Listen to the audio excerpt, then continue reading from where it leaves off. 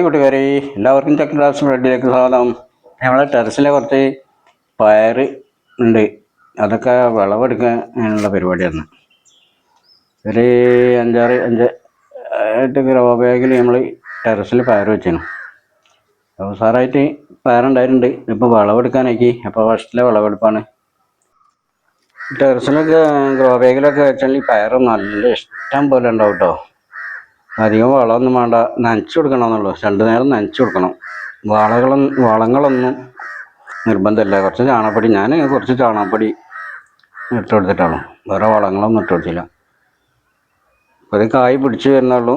ഇതിന് കായ് പിടിച്ച് നല്ലോണം കായ് പിടിക്കും.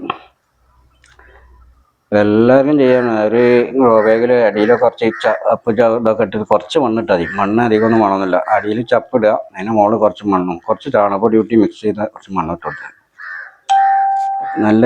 നല്ല വിത്ത് വേണം, ഹൈബ്രിഡ് വിത്ത്. നല്ലോണം കായ് പിടിക്കും. ഡെയിലി നമുക്ക് തോരനുള്ള പയർ കിട്ടും.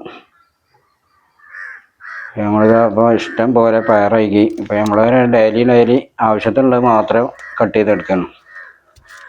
ഒന്നൊക്കെയുള്ള തോരനുള്ള എടുക്കുക. അതൊരു സാറ് തന്നെയാണ് കേട്ടോ.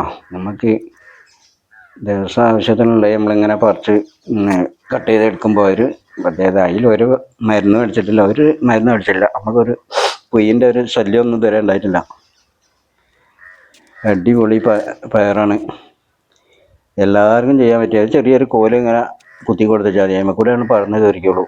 നമുക്ക് എങ്ങനെ ആയാലും ഒരു മാസം നമുക്ക് വന്ന് പയർ പറിക്കാൻ കിട്ടും. പിന്നെ അടുത്തത് ഒഴിവാക്കിയിട്ട് പിന്നെ അടുത്തത് ഉണ്ടാക്കാം. ഏതായാലും മഴ വരുമ്പോഴേക്ക് 2 പ്രാവശ്യമൊക്കെ നമുക്ക് പയറുണ്ടാക്കി, 2-3 പ്രാവശ്യമൊക്കെ പയറുണ്ടാക്കാം. ഡെയിലി പയർ കിട്ടും. നമ്മൾ